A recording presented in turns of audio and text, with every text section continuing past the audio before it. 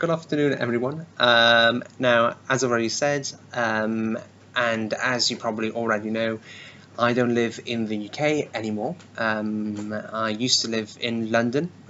After my master's, I found it really as the only obvious choice was to continue living in the old smoke, despite the terrible food in London that we have and the kind of exorbitant cost of flats. But after the whole debacle, sort of nearly 2 years ago now, a year and a half, when the Brexit referendum results were announced, I decided that I had enough and that I was going to be moving to a place in the sun, namely Lisbon.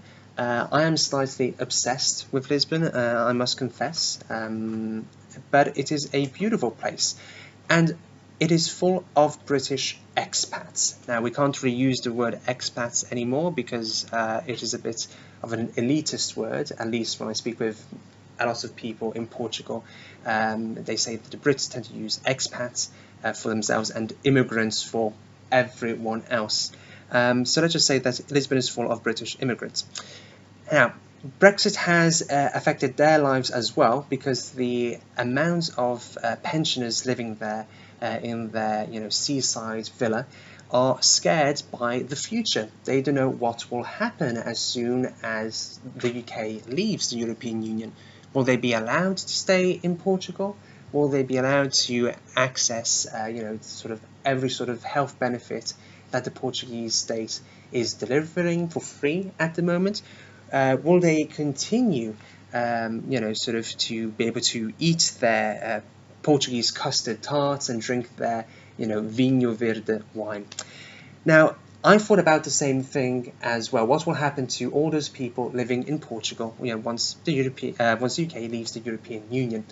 They shouldn't fret too much about it because the Portuguese embassy in Lisbon keeps on reassuring everyone by mentioning and beating the drum about the Anglo-Portuguese alliance.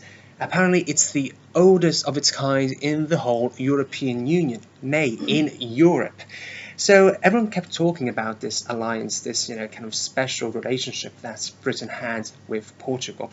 I did not know anything about it, so I decided to look it up and see what it's all about and how it can protect us from the negative effects of Brexit.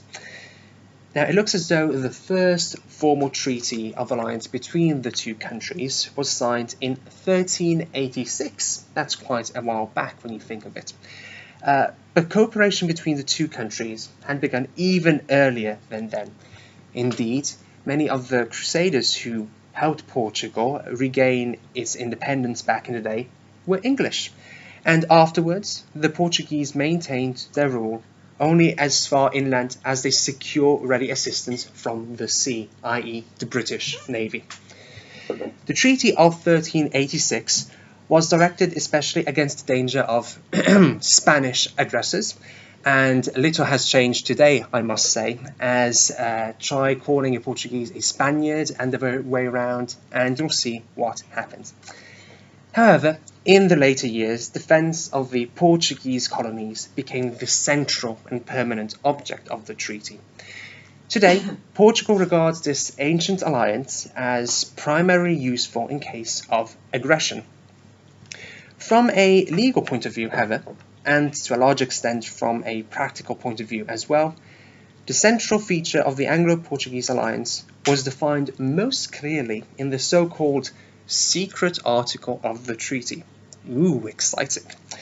Now, the treaty states that the king, or in this case, the Queen of Great Britain, promises and obliges to himself or herself to defend and protect all conquests or colonies belonging to the Crown of Portugal against all his enemies, as well future as present. More than 2 centuries later, this statement still seems to summarise the British obligation so perfectly that in 1899, when Great Britain wanted to make sure of Portugal's friendship and allegiance in one of its many wars, the British negotiators limited themselves to a restatement of the original and historical promise. On the British side then, the promise to protect and defend the Portuguese colonies remains the constant and vital factor, as already mentioned. In return, whenever this alliance is renewed, as it always has been in every serious international crisis, Portugal enters into special and temporary agreements related to that particular emergency. But in spite of the fact that such engagements are temporary in origin, many of them have crystallized, if you will, gradually into something fairly practical and more or less binding. Recent precedents indicate that the Portuguese requirements and obligations can therefore be summarized as follows. First, in a crisis, Portugal regularly gives diplomatic support to the British position. Failure to do so would endanger the whole basis of the alliance. Thus, at the time of the Ethiopian crisis in 1935, the Portuguese representative on the Council of the League of Nations accepted the chairmanship of one committee. This action was clearly helpful to the cause of British diplomacy. 2. In case Britain ever becomes involved in a war, Portugal is expected to adopt a policy of benevolent neutrality. Thus, on numerous occasions, British war vessels and their prizes have been received in the port of Lisbon. Point 3. An actual declaration of war on the part of Portugal seems, well, rarely to be desired by Britain. I wonder why. Certainly, no Portuguese obligation to go to war is established in the alliance, nor in the secret promise. But on a number of occasions, say during the First World War, Portugal's position as a benevolent neutral party became virtually impossible, and in consequence they entered the same conflict in which Great Britain was engaged.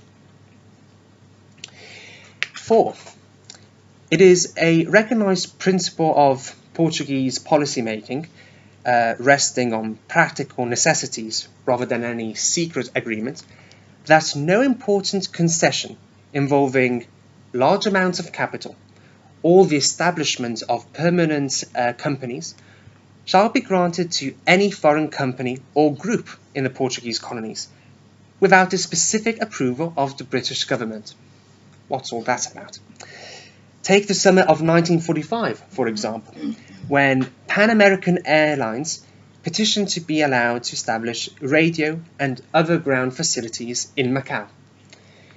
The Lisbon representative of the company was told that the request must be submitted to the appropriate authorities. Where? In Lisbon? In Porto? No, in London. In recent years, a similar procedure has been followed in the case of other foreign countries, which have sought grants in the African and Asian colonies of Portugal.